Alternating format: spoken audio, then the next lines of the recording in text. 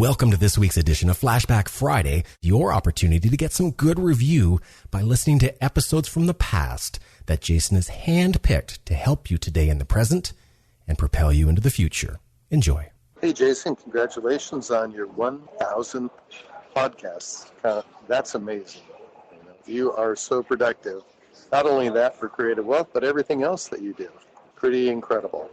Hope all is well. Just want to let you know I'm thinking about you and hope things are going great.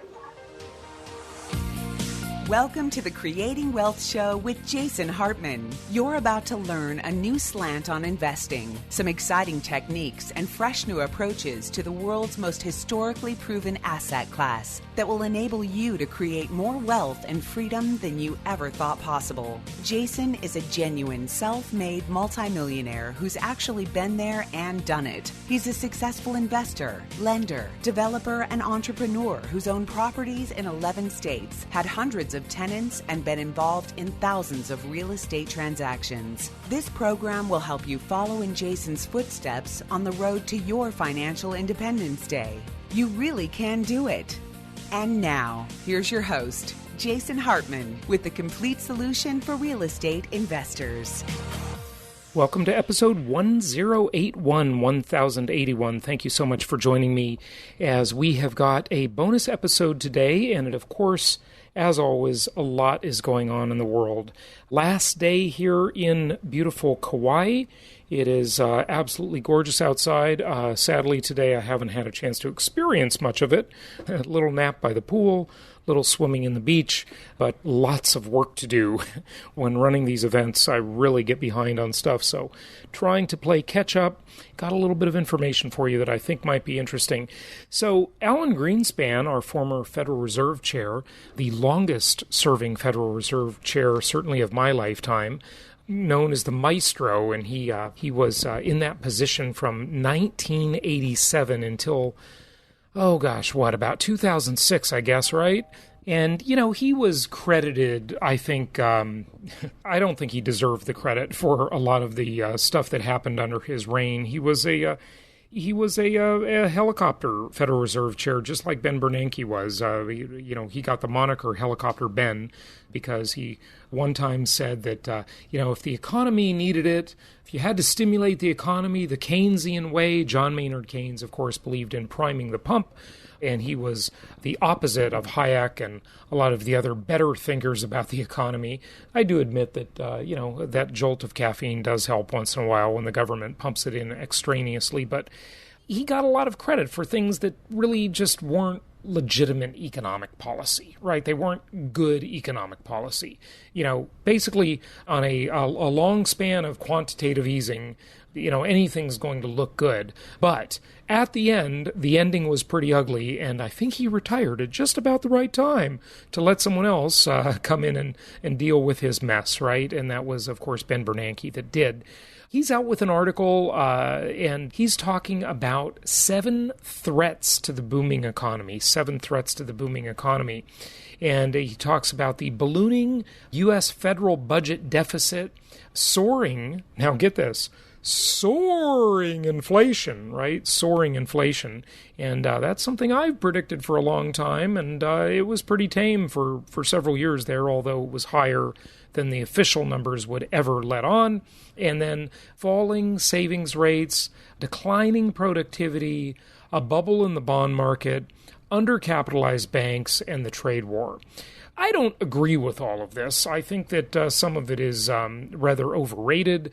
Again, I'm not an extreme student of the banks and whether or not they're undercapitalized. I think they've always been undercapitalized, and I think banking has always been based on a house of cards and with fractional reserve banking or fractional reserve lending. It's referred to both ways. But here's what Greenspan says about a few things that I think you'll find very interesting in tailoring your investment strategy to them and following, none other than yours truly, Jason Hartman's plan to benefit and become extremely wealthy through what?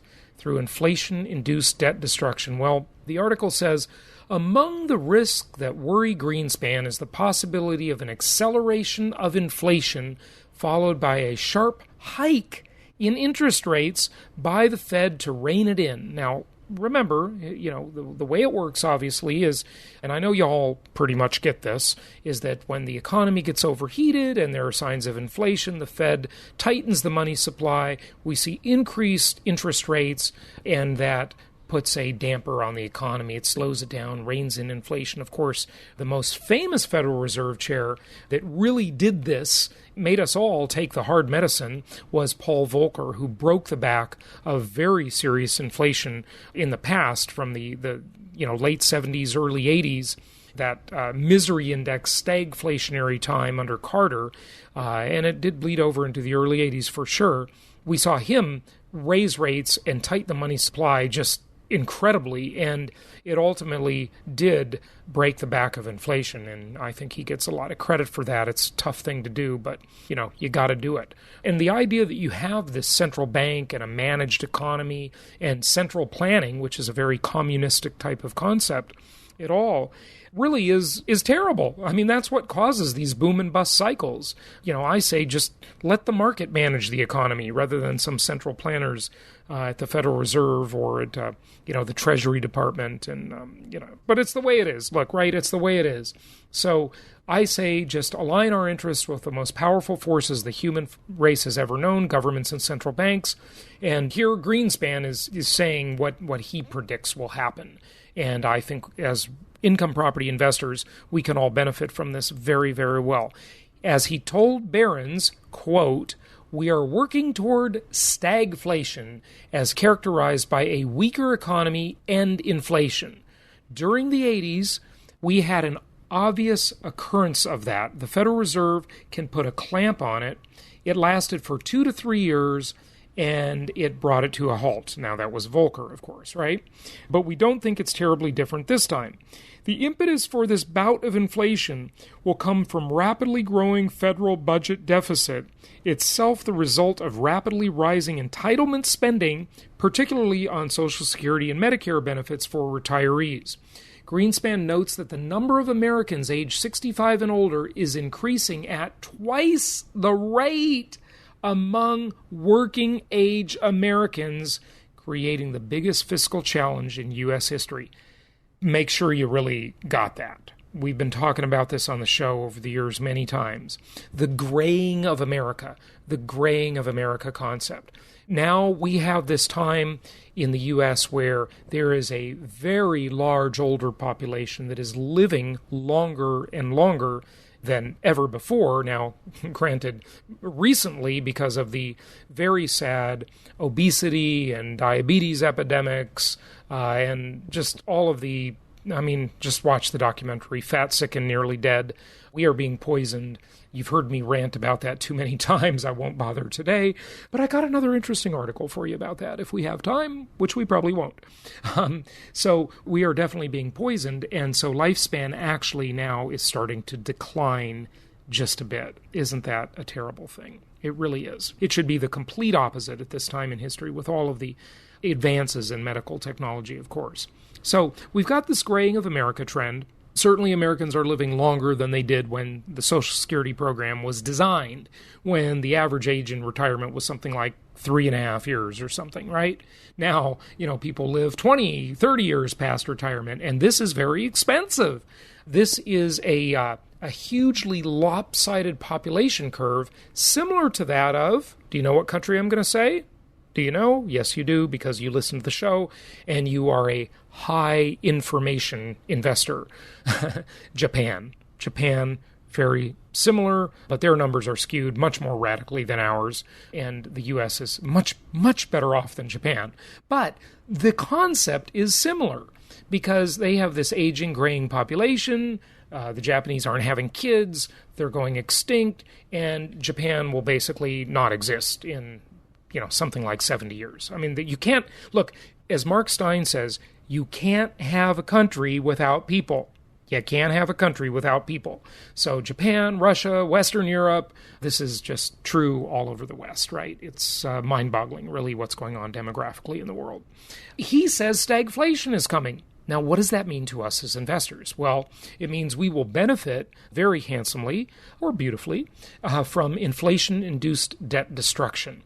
talked about it many times. You understand the concept by now, my trademark term, and that will benefit us as investors. But it also means that if he's right, that we have this weaker economy in the future and inflation at the same time, the worst of both worlds. Usually, if you have inflation, it's the result of too many dollars chasing a limited supply of goods and services, a strong economy, right? But when you have the misery index, the Carter concept of the late 70s, stagflationary times, it's miserable because the economy is weak and you have inflation at the same time. That's rare that happens that way. It's not fun, but it's going to be a lot more fun for us than it will be for most of the population, sadly. And remember, for better or worse, love it or hate it, economics is a relative concept, okay? Look, it's all relative to what everybody else has. You can all talk nice about, hey, there's enough pie to go around, etc. And certainly capitalism does make that happen better than any other system. And it does increase the size of the pie. The size of the pie is increased in the freest market, no question about it. But in stagflationary times, your tenants are suffering more. Now, what does that mean? What will they want? Well, they'll want economical housing. They will accept less than they otherwise would have expected in the past. So, when you look at two ladders side by side, and we'll call them the socioeconomic ladders, right? You place these two ladders side by side, and in the past, if you had a tenant who was, say, age 35, and that tenant would have a standard of living that represented some rung on that socioeconomic ladder. And then, as you move into these stagflationary times, that rung on the ladder is lower. So they might have had a 2,000 square foot home in a nicer neighborhood. During a stagflationary time, they'll have to live in a 1,300 square foot home in a lesser neighborhood. And that's just kind of the way it goes during stagflation. It's the way it goes. So no matter what happens, if you've positioned your housing investments correctly, and that's why I have a little bit of a concern. By the way, can you hear the horn blowing there at sea in the background here in Kauai at the Grand Hyatt? Adds to the atmosphere of the podcast, doesn't it? I hope so. Anyway, when you have this happen, people just expect less. They just have to accept less. That's just the way it is. And we can catch people moving up the socioeconomic ladder or moving down the socioeconomic ladder. And if we position our rental property investments in the right segment, we can catch them either way, and we can serve them either way, because we can provide rental housing to them on whether they're on the way up or on the way down. They might have had a bigger house in the past. They might have had a house that went into foreclosure, like we saw. So many millions of people, either by choice or by default, pardon the pun, go into foreclosure during the Great Recession. But this time around, it would be, according to Greenspan's prediction, and hey, he does know something about the economy, whether or not I agree with his philosophy, which I don't. By the way, it's interesting. Do you know Greenspan was really good friends with the author Ayn Rand, the famous author that wrote Atlas Shrugged and The Fountainhead? Atlas Shrugged, by the way, one of the best books of all time. You must read it. Whenever you have time to sit down and digest 1,200 pages, go for it. It's incredible. It's life-changing. For those of you who have read Atlas Shrugged, who is John Galt? Who is John Galt? You know what I'm talking about. But he and Ayn Rand were very good friends back in New York City years ago, maybe in the 60s, I don't know. They were very good friends, and Ayn Rand would have she was probably rolling over in her grave watching Alan Greenspan do what he did as Federal Reserve Chair, because he just became a sellout, sadly. But anyway, it is what it is. Align our interests with the most powerful forces.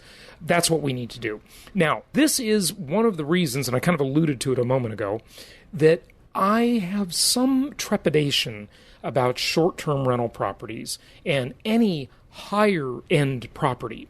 Because remember, that's not necessity housing. If you look at this socioeconomic ladder again, right, and you've got high-end housing, middle-end housing, low-end housing, and everything in between on the ladder up and down, you can't catch people moving down when you have a high-end property. you're only able to serve one end of the socioeconomic ladder.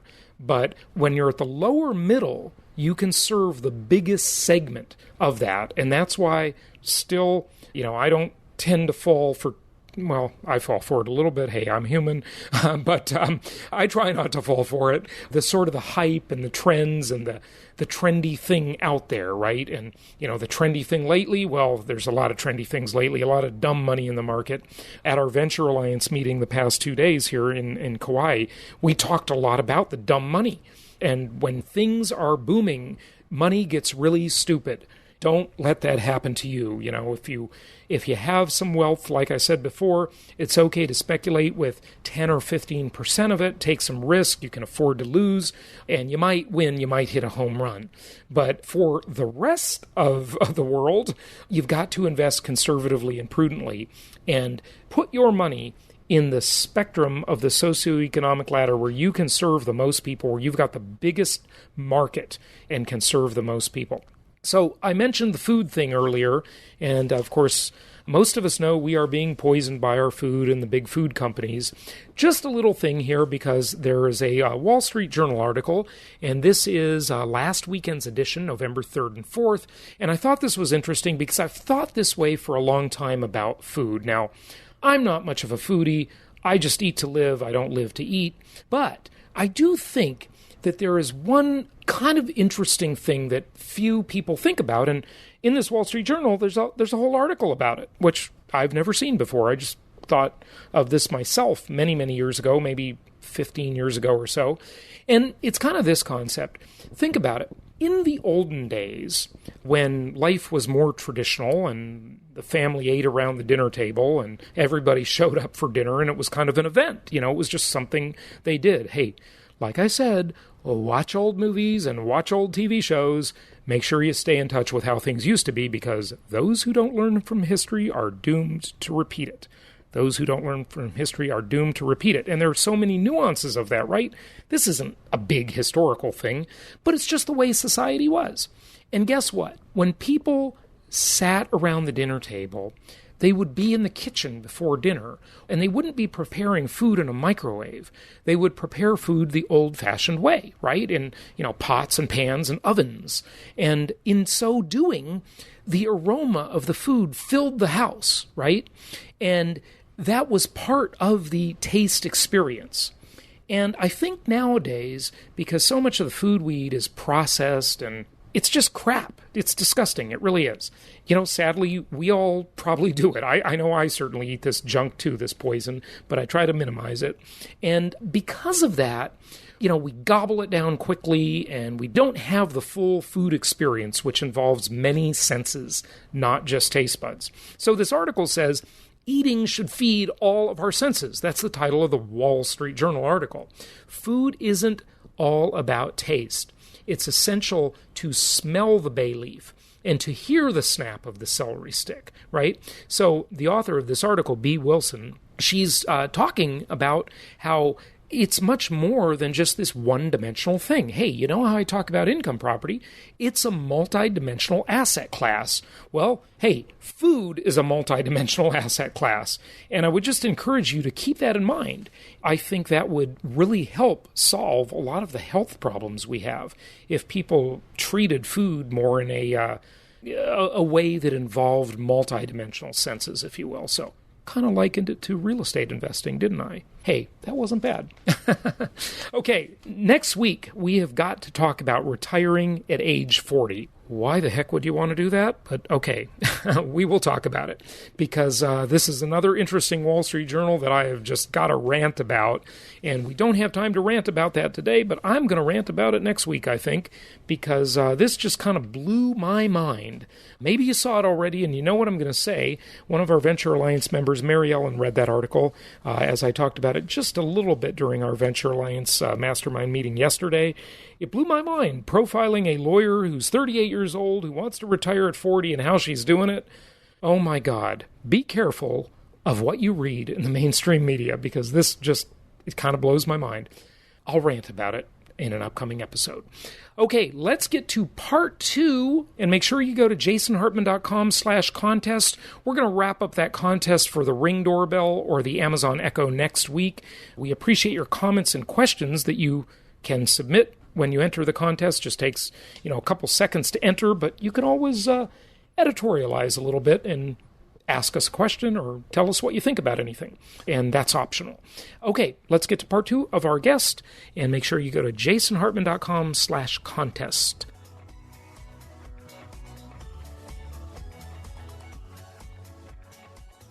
It seems, I don't know, maybe I'm just being too cynical, sort of strange. On one hand, I think it's an amazing time to be alive, and I say that all the time, because it really is.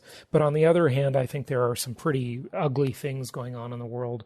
And one of which that it seems to impact me almost every day in business, and I get very discouraged by it. There seems to be this real lack of ethics and character anymore nowadays. What's going on out there? You've written about this and spoken about it a lot. Give us an overview of your thoughts. Yeah, well, thank you. That's really something that I'm heavily focused on today. I just completed a book, In Good Faith, Questioning Religion and Atheism, where this is one of the core issues that I deal with, which is modern morality and how we get our modern morality from the Bible. And in my book, one of the things that I do is I talk about when I first came to New York. The first year I was in New York, I got a ride downtown. I lived in the Upper East Side of Manhattan, and I got a ride downtown from a middle-level trader who kept explaining to me on each of these rides. Remember, this was in the days, these were in the 80s. They were before you had cell phones and in cars. So we had people had to talk to each other when they were in cars. It was, just incredible. What a concept. Ancient history. Yeah. But we weren't in dinosaurs. We were still in a car. In any event, he would explain to me, and sort of my cost of getting this free trip downtown from him was he would tell me his philosophy. And his philosophy was what was best for him was best. And he liked rules that were very detailed, because then he could stay, as long as he stayed in the middle of the rules and didn't break any rule, he could make as much money or manipulate those rules as much as he could get away with. Mm-hmm. There was no sort of spirit to the rules. There was what was good for him. And by the way, he knew he had to manage people up. He knew he had to manage people down. He never would say, and he was the modern day Machiavellian in that he wanted himself to look good, wanted to do sort of social virtue displays, but what he really wanted to do was to figure out how he could make as much money for himself, and whatever achieved that was good, whatever didn't achieve that was bad. And that's really an idolatry of money. Mm-hmm. It's making money your key value. And in a way, it was sort of the reason I called it idolatry is because I define idolatry as sort of different than I think most people think of it. Idolatry to me, and I go into more detail in Good Faith in the book, is a set of lies about power. It's ascribing supernatural or super authority to finite beings, i.e. people, ideologies, elements like money. And we thought we overcame that thousands of years ago with the god King Pharaoh. But the 20th century was all about idolatry. Tens of millions of people marched to their death in China because Mao told them to. Mm-hmm. And Stalin sent tens of millions of people to the Gulag. And why did they do it? Because they ascribed an authority or an idolatry to someone. And let me bring this home in a small, I don't want to call it a small way, but how we overlook that moral mistake of sliding into idolatry every day. The movement currently, in reaction that started with the revelations about Harvey Weinstein. Mm-hmm. Well, why did people give themselves over to Harvey Weinstein and think that they had to do whatever he did, whether it was in whatever manipulative way he imagined? Right, because they ascribed an authority to him, right? He was an idol. So You couldn't topple, just like you couldn't topple the god King Pharaoh, mm-hmm. You couldn't topple Harvey Weinstein. He could make or break your career. And he did that largely to women, it looks like, but to some men too, mm-hmm. where they had to literally do unnatural things because we believed as a society his lies about power. And no one called him out. And look, the Bible is all about speaking truth to power. And, the prophets who spoke back to kings and the like. And that's what we're so sorely missing in today's day and age. And like you, I really look at what goes on and I want to cry sometimes, from pedophile priests to red-handed rabbis to inflammatory imams. Mm-hmm. I mean, it happens everywhere. It's happening in the business world and it's happened, sadly, in the religious world. And that's what my book is really all about, is trying to reclaim and re-identify important values, understand what idolatry is, and put that out there. And I think once you do that, people feel enabled and, ennobled to some degree to step up and to stand up. So how do we fix this? Well, I think the first place we fix this is by re-embracing the golden rule, which is, I think, something that both religiously inclined folks and atheists can do, which is in our policy, like every other bank, we have to have a policy of corporate standards. And, it just got to be like other banks. I saw it was getting bigger and bigger. And so I added a line at the beginning, which frankly, for most policies, I think you could replace tens of thousands of pages of bank regulation if you just put in, don't do unto your client what you wouldn't want them to do to you. Good luck with that one. Well, I think that you replace tens of thousands of bank regulations from the FDIC to everybody. Yeah, well, to the Fed. That's not just true in banking. It's true of really any law. I mean, you could get rid of law after law after law if you just had the golden rule. I mean, hey, that's why it's the golden rule. It makes sense. It works, right? It does, but then you don't have people like that trader I was talking about, who was happy if there were very detailed rules, because then all he had to do was figure out how to get around those rules. Right, exactly. That's such a good point, And this is what the central planners in government never realize, too. You could look at this another way, is that they don't realize that the market reacts to things. And so every time there's a new law, a new tax law, a new minimum wage law, whatever, everybody finds a way to get around it. A good example that's sort of easy to understand is Obamacare, right? So Obamacare comes out and suddenly every 40-hour-a-week or full-time employee becomes a 30 or 32-hour-a-week part-time employee. All these companies react to it.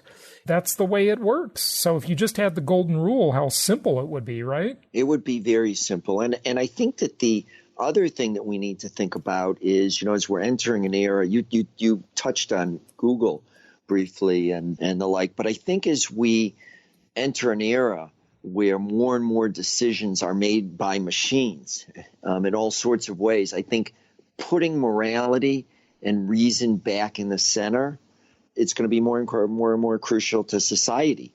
I think it's very easy for technologies to be very, very discriminatory. I worry about AI when it comes to credit decisioning, because even if you, and I talk about this in the book, even if you, it's in section 1 of the book, even if you tell your AI and don't allow it to know whether a person is black or brown or green or yellow or pink or whatever, the AI is definitionally very, very, very smart. And it's going to figure out all sorts of groupings of people who may have similar characteristics. That's what the so-called fat pipe social algorithms do.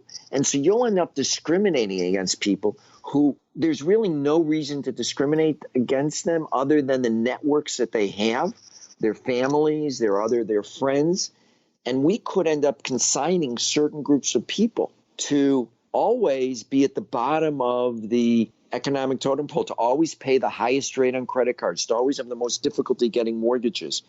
Why? Because we could say, and financial institutions might say, well, we didn't do that. We didn't discriminate that. That's what the AI system told us.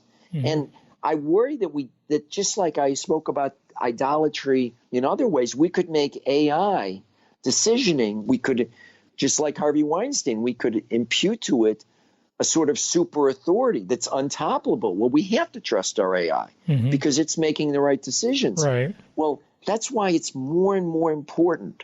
It's as important as ever that we call out idolatry for what it is. We recognize what institutions and what ideologies and what technologies we're bowing down to, and that we fix that through, again, I think a good first proxy is the golden rule. Mm-hmm. So these are the things, the reason that I think that as someone who is a believer, that we can't say, oh, belief is on one side and business is on the other.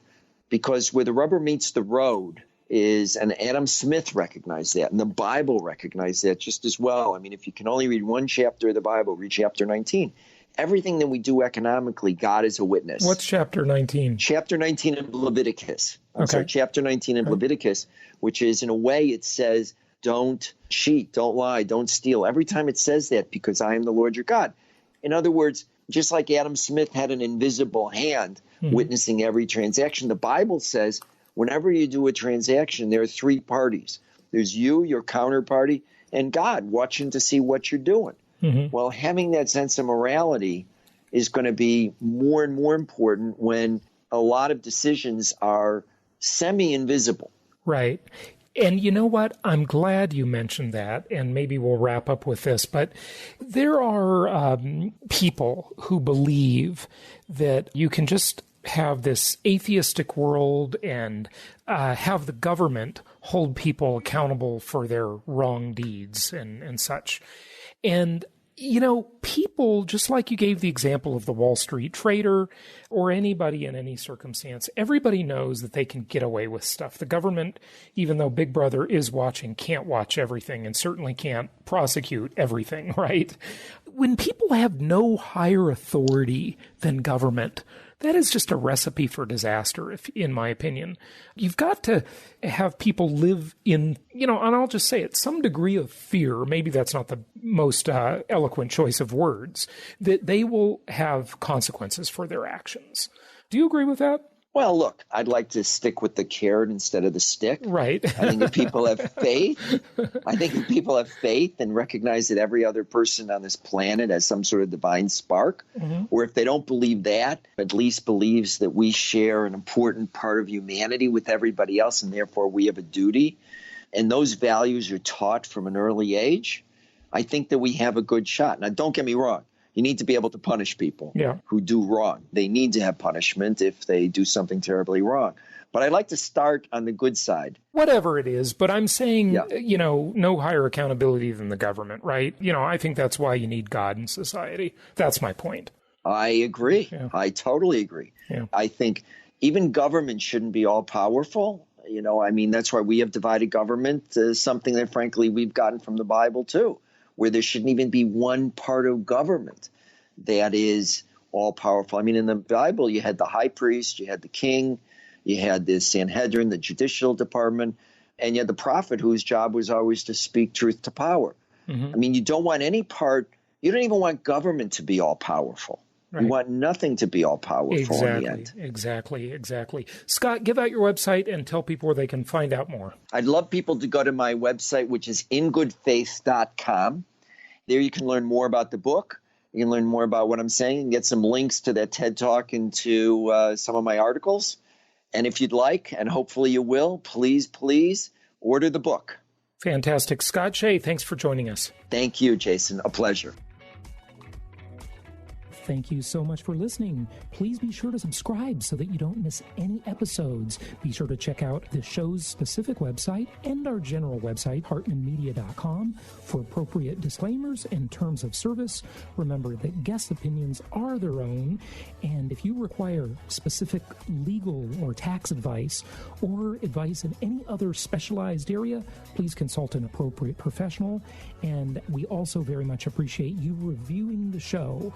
Please go to iTunes or Stitcher Radio or whatever platform you're using and write a review for the show. We would very much appreciate that. And be sure to make it official and subscribe so you do not miss any episodes. We look forward to seeing you on the next episode.